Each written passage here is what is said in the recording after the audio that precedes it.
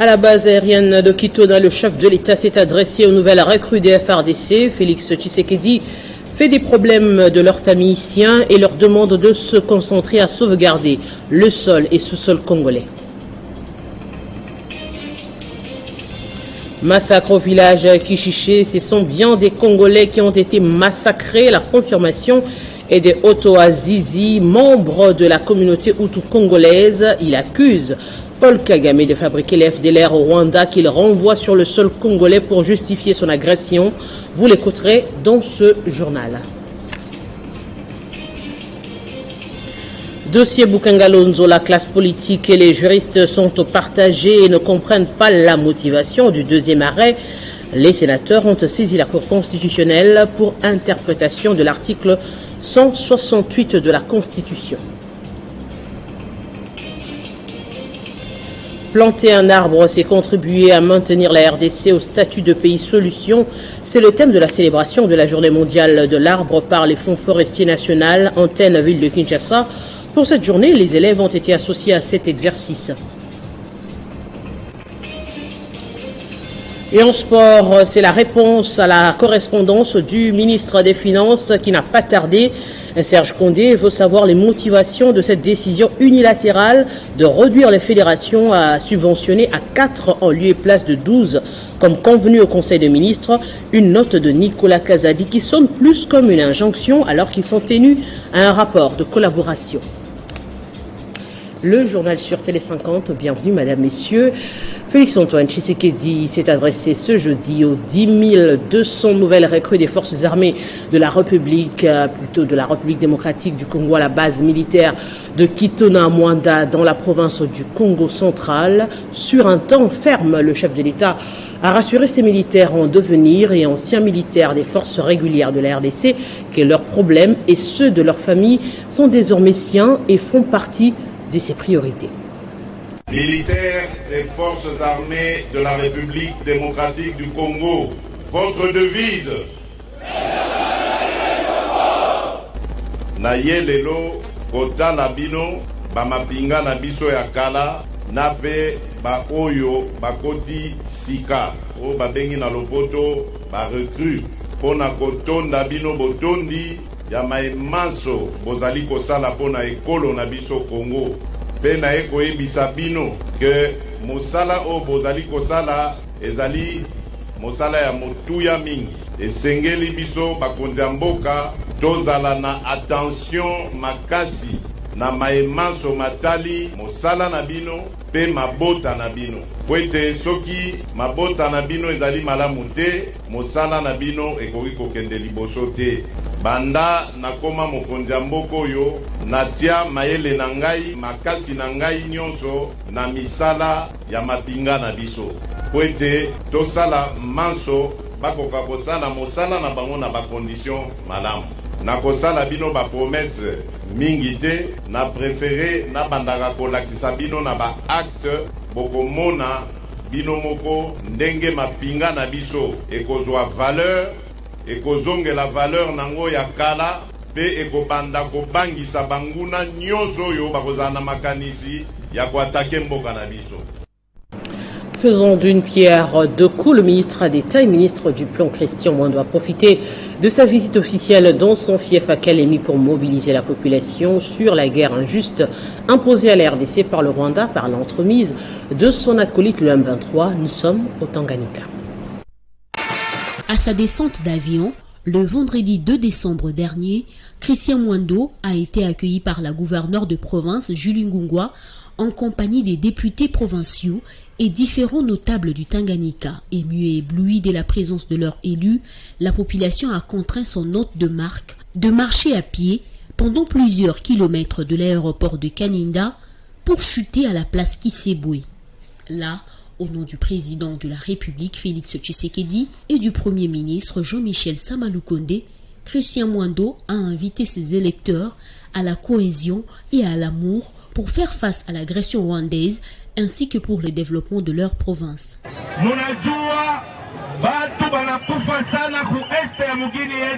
Vous n'avez pas ignoré que plusieurs de nos compatriotes perdent leur vie à l'est de notre pays.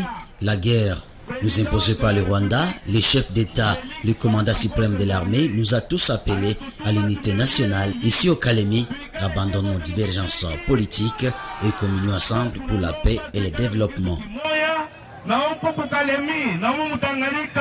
L'occasion faisant les larrons, le planificateur du gouvernement a été ovationné et encouragé pour le travail abattu au sein du gouvernement Samalou Kondé. En mission officielle à Kalemi dans le Tanganyika, le ministre d'État et ministre du Plan, Christian Mwando Simba Kabulo, a co-présidé avec Bruno Le Marquis, coordonnateur résident du système des Nations Unies, la réunion du comité de pilotage du PBF. Massacre de plus de 300 civils au village Kishiché dans le territoire de Rutshuru. La communauté Hutu congolaise accuse le président rwandais Paul Kagame de fabriquer les FDLR au Rwanda qu'il renvoie par après sur le sol congolais. Cela pour justifier son agression, soi-disant qu'il est en train de les poursuivre au Congo. Ceci ressort d'une conférence de presse animée mercredi à Goma. Le Rwanda, vous savez, ce sont des velléités. C'est Kagame qui amène, c'est un concept Rwanda, rwandophone. C'est un concept fabriqué de toutes pièces par le Rwanda. Il fabrique ça pour justement justifier ses incursions chez nous au Congo. Ça ne passera plus parce que les gens ne sont plus dupes. Les gens ont compris que Kagame le fait, c'est pour justement l'inclusion. Kagame, il dit qu'il vient poursuivre les FDLR. Je vais vous dire tout de suite que Kagame a géré l'Est de la République ici avec le FDL pendant plusieurs années. Pourquoi est-ce qu'il n'a pas éradiqué le phénomène FDL?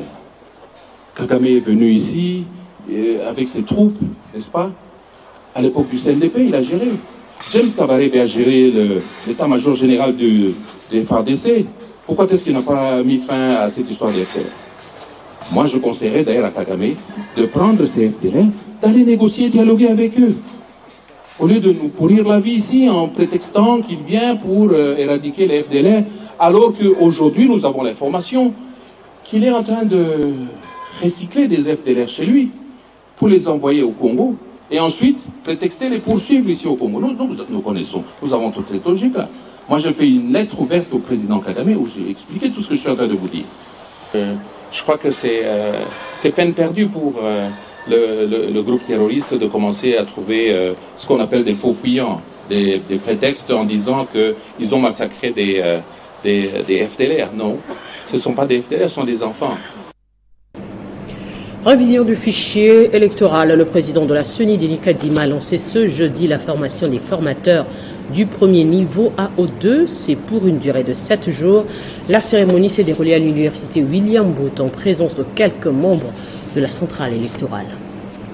Une exemplarité sans faille, une assiduité permanente et un engagement sincère, des recommandations faites par le président de la CENI, Denis Kadima, lors du lancement de la formation des formateurs du niveau 1 sur la révision du fichier électoral.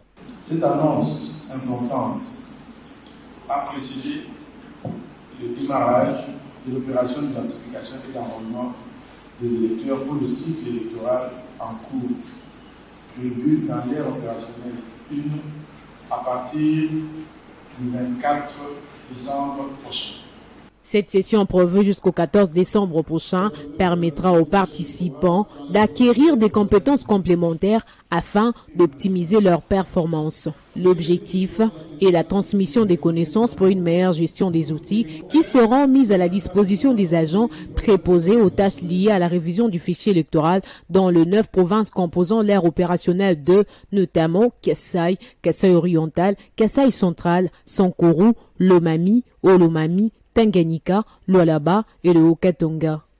Vous êtes donc appelés à acquérir la maîtrise des procédures de l'opération d'identification et d'enrôlement des électeurs, à utiliser les kits fournis par notre partenaire Niveau System, ainsi que les panneaux solaires et le matériel de transmission.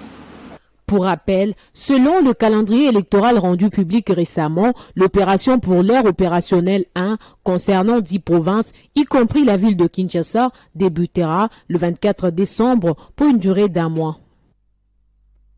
Allez, on prend le dossier Boukenga-Lonzo après le deuxième arrêt rendu par la Cour constitutionnelle sur la même affaire. La classe politique et les juristes sont partagés et ne comprennent pas la motivation du deuxième arrêt. Pour lever tout équivoque, les sénateurs saisissent la Cour constitutionnelle pour interprétation de l'article 168 de la Constitution.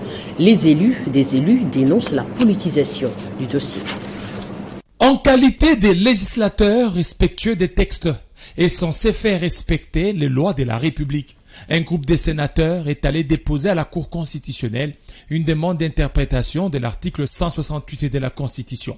L'article 168 qui stipule que les arrêts de la Cour sont immédiatement exécutoires et non susceptibles de recours. C'est ainsi que nous sommes venus saisir la Cour constitutionnelle qui est garante de l'état de droit, cheval de bataille du président de la République pour nous interpréter l'article 168. Sur place, c'est la panique générale constatée. Les services des courriers refusent de réceptionner la correspondance en interprétation des sénateurs. Malheureusement, notre courrier n'a pas été réceptionné. Nous allons voir par quelles voies et moyens le faire parvenir au président de la Cour. Les refus seraient justifiés par le fait que cette demande met la Cour constitutionnelle en difficulté. Le deuxième arrêt étant illégal et inexistant, estiment les sénateurs qui fondent leur démarche sous l'article 168 de la Constitution. Après insistance, apprend-on des sources sûres, le service courrier a reçu, malgré lui, la correspondance des sénateurs. La Haute Cour de la République devra s'abstenir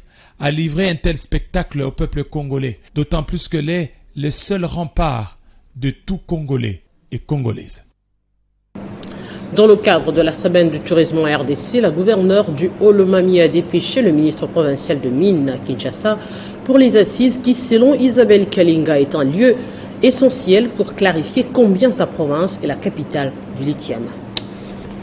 Initialement prévue au mois de novembre dernier, la deuxième édition de la semaine congolaise du tourisme est lancée. La gouverneure de la province du Haut-Lomami, Isabelle Kalenga Mushimbi, a dépêché le ministre provincial des Mines, héritier Katandula Kawinisha, pour clarifier la potentialité de la province agro-pastorale du Haut-Lomami qui regorge le filon considérable du lithium pour la fabrication des batteries. La province du Haut-Lomami est une province encore vierge sur le plan touristique.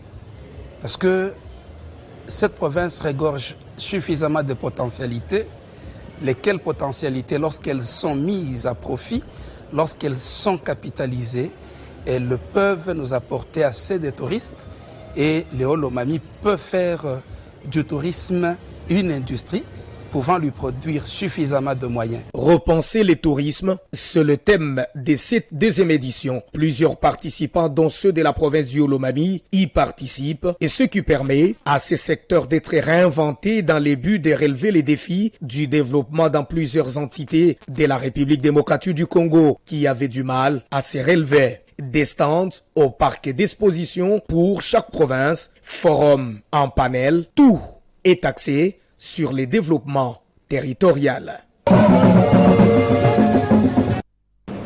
Je le disais en titre, planter un arbre, c'est contribuer à maintenir la RDC au statut de pays solution. C'est le thème de la célébration de la journée mondiale de l'arbre par le Fonds forestier national Antenne Ville de Kinshasa. À l'occasion, l'UFFN Antenne Ville de Kinshasa, en compagnie d'élèves, planter les jeunes plantes dans le but de lutter contre le réchauffement climatique.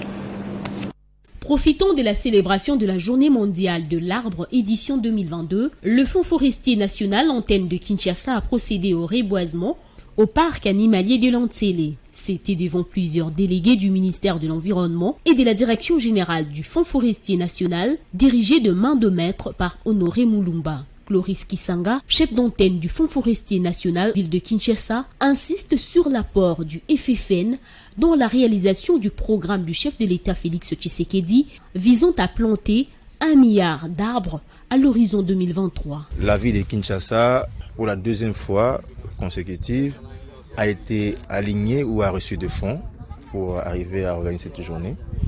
Voilà, donc sur le plan technique, nous avons beaucoup plus d'expérience parce que l'année passée c'était une première expérience. Aujourd'hui, il y a beaucoup de connaissances, c'est beaucoup plus structuré. Voilà, nous pouvons dire que il y a des avancées. Le programme Jardin scolaire, c'est un grand programme Je peux déjà vous dire d'emblée, dès son arrivée au pouvoir, chez nous, le directeur général, M. Honoré Moulouma Kalala, il s'est approprié la vision du chef de l'État. Une cinquantaine d'élèves a été également associée à cet exercice. Oui, la journée d'aujourd'hui est si meilleure. Elle a beaucoup représenté des choses qui sont nouvelles chez moi. Là, on nous représente beaucoup de choses à la vie et de notre conception à la mort. Le Fonds forestier a pour mission d'assurer le financement des opérations de reboisement, d'aménagement forestier et toute autre opération de nature à concourir à la reconstitution du capital forestier sur toute l'étendue du territoire national. Programme de développement local de 145 territoires, Eloudé Boukoumouana, vice-ministre du budget, a parcouru plusieurs territoires de la province de la Mongala, sensibilisant sa base à soutenir l'exécution de ce projet initié par le chef de l'État dans cette partie du pays.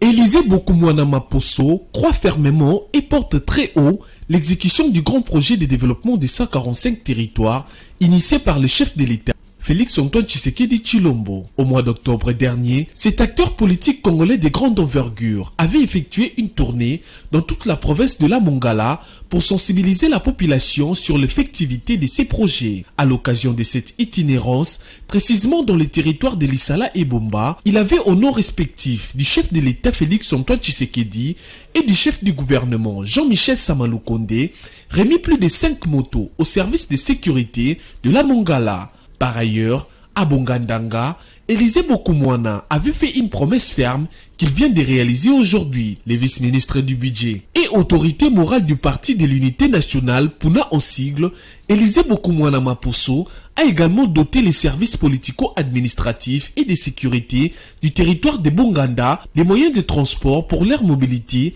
avec comme objectif principal appuyer les grands projets de développement des 145 territoires initiés par le chef de l'État. À noter que cette dotation vise à faciliter la mobilité aux agents de l'ordre et au cadre public de l'État dans cette partie de la RDC, dont est originaire le vice-ministre du budget, plusieurs fois élu député national de la Mongala.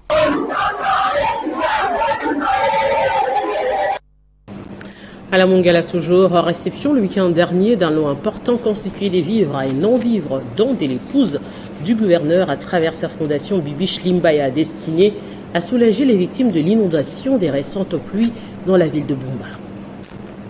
À travers ce geste, la fondation Bibiche Limbaya répond promptement à l'appel lancé par le gouverneur de province de la Mongala pour venir en aide aux populations sinistrées des quartiers Lokole, Lokele-Moloa, Sédek et Binza, victimes de ces inondations. La donation de la FBL Asbel est conforme à sa mission, celle d'aider les nécessiteux.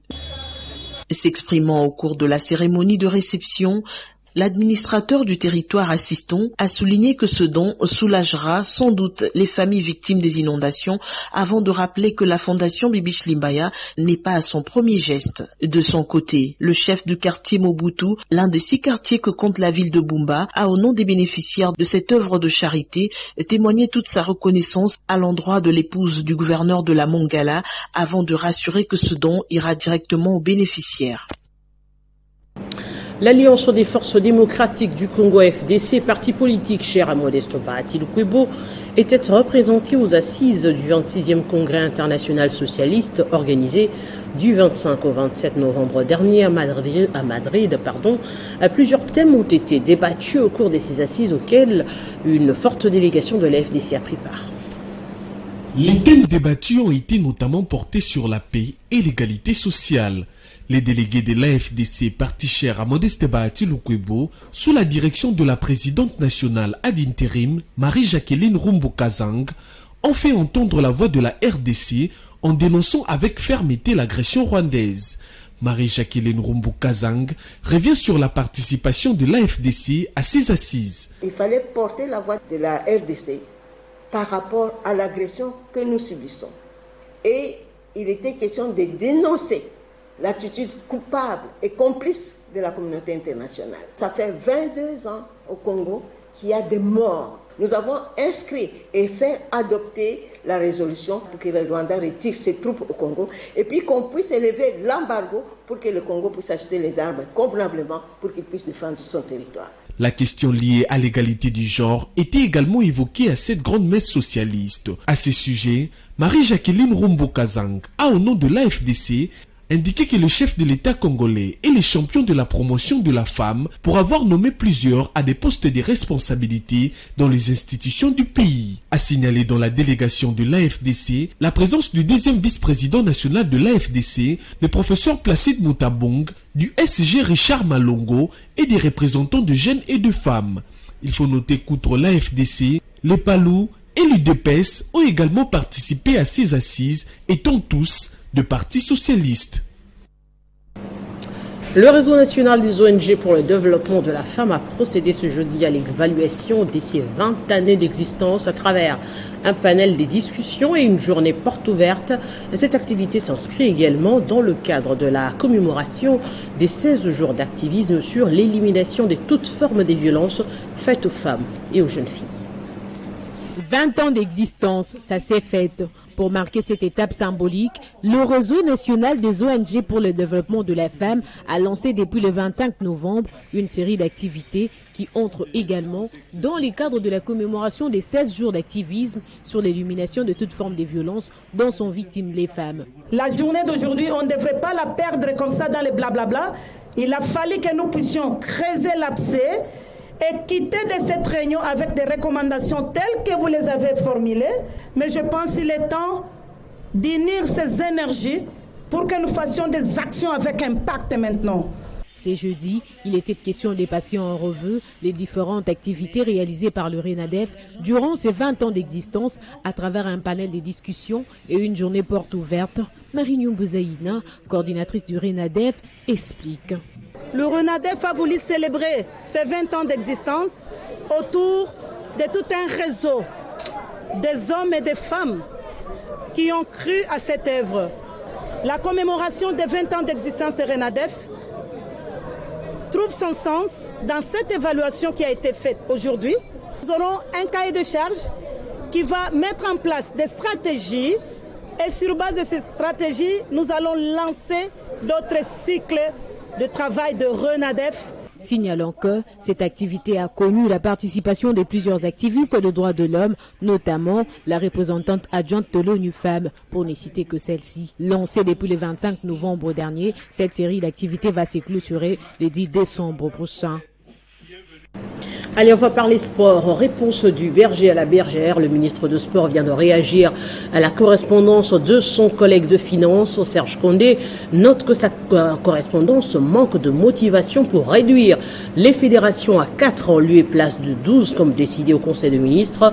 Des dispositions qui sonnent plutôt comme des injonctions, chose qui ne se justifie pas pour ces deux secteurs censés avoir des rapports de collaboration.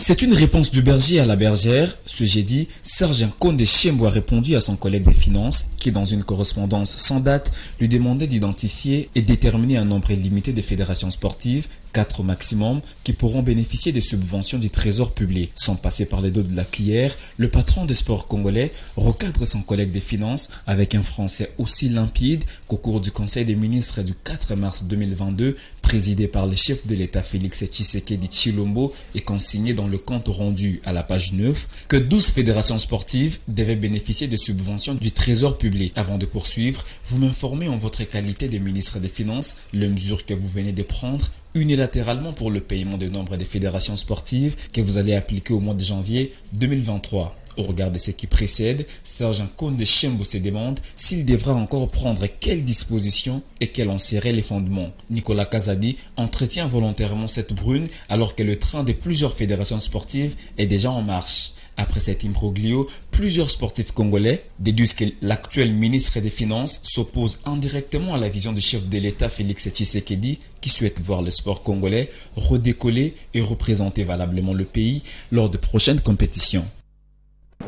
On va parler justement des disciplines sportives. Grande a été la moisson des léopards karaté au championnat d'Afrique de Nations en Afrique du Sud. Les ambassadeurs congolais ont raflé un total de 10 médailles. Aussitôt revenus à Kinshasa ce jeudi, ils ont présenté leur moisson au ministre de Sport. Revenu d'un championnat d'Afrique de karaté à Durban en Afrique du Sud, avec 10 médailles, dont 3 en argent et 7 en bronze, les filles et garçons de la RDC qu'accompagnait Freddy Lacombo, président de la Fédération de karaté d'eau du Congo, ont présenté le fruit de leur prouesse au ministre de Sport et Loisirs, Serge Kondé. Où la Fédération de karaté d'eau du Congo a raflé 10 médailles, 7 en bronze et 3 en argent. Ces 10 médailles sont dédiées au premier sportif du pays, le chef de l'État Félix Tshisekedi, mais aussi UFRDC actuellement au front, en train de combattre le M23, a signifié Freddy Lacombo. Il dédie ces trophées de médailles aux premiers sportifs congolais ainsi qu'aux FARDC qui sont en train de défendre la nation. Une performance saluée par le ministre Kondé, qui a d'ailleurs fait la promesse aux ambassadeurs de la RDC d'apporter tous leurs désidérata au chef de l'État et au Premier ministre. Et je vous rassure que je vais rapporter fidèlement à qui de droit, c'est-à-dire au premier sportif de tous les Congolais, son Excellence Monsieur le Président de la République, chef de l'État, Félix Antoine Tshisekedi Tshilombo, ainsi qu'au Premier ministre, chef du gouvernement, Jean-Michel Sama Lukonde. À mon nom propre et au nom de tous les Congolais, je vous dis sincèrement merci et bravo les gars. 8 ans après son absence sur le podium continental, la RDC signe son grand retour en occupant la première place en Afrique subsaharienne et la 7e sur les 27 pays qui ont pris part à cette compétition. Et Mondial Qatar 2022, ce vendredi déjà, les quarts de finale du Mondial démarrent avec un affrontement entre la Croatie et le Brésil de Neymar, suivi d'un choc Pays-Bas-Argentine. Les autres rencontres, comme la France, Angleterre, le Portugal et le Maroc, aura lieu le samedi. Allez, on prend le rappel des principaux titres. À la base aérienne de Kitona, le chef de l'État s'est adressé aux nouvelles recrues des FARDC. Félix Tshisekedi fait des problèmes de leurs familles siens et leur demande de se concentrer à sauvegarder le sol et sous-sol congolais. Massacre au village Kichiché, ce sont bien des Congolais qui ont été massacrés. La confirmation est de Otto Azizi, membre de la communauté hutu-congolaise, et il accuse Paul Kagame de fabriquer les FDLR au Rwanda qu'il renvoie sur le sol congolais pour justifier son agression. Vous l'avez écouté dans ce journal. Dossier Bukangalonzo, la classe politique et les juristes sont partagés, ne comprennent pas la motivation du deuxième arrêt. Les sénateurs ont saisi la Cour constitutionnelle pour interprétation de l'article 168 de la Constitution. Planter un arbre, c'est contribuer à maintenir la RDC au statut de pays solution. C'est le thème de la célébration de la journée mondiale de l'arbre par le Fonds forestier national Antenne Ville de Kinshasa. Pour cette journée, les élèves ont été associés à cet exercice. Et en sport, la réponse à la correspondance du ministre des Finances n'a pas tardé. Serge Kondé veut savoir les motivations de cette décision unilatérale de réduire les fédérations subventionnées à 4 en lieu et place de 12 comme convenu au Conseil des ministres. Une note de Nicolas Kazadi qui sonne plus comme une injonction alors qu'ils sont tenus à un rapport de collaboration. Ce journal est terminé. Merci à vous de l'avoir suivi et surtout, très bonne suite de nos programmes.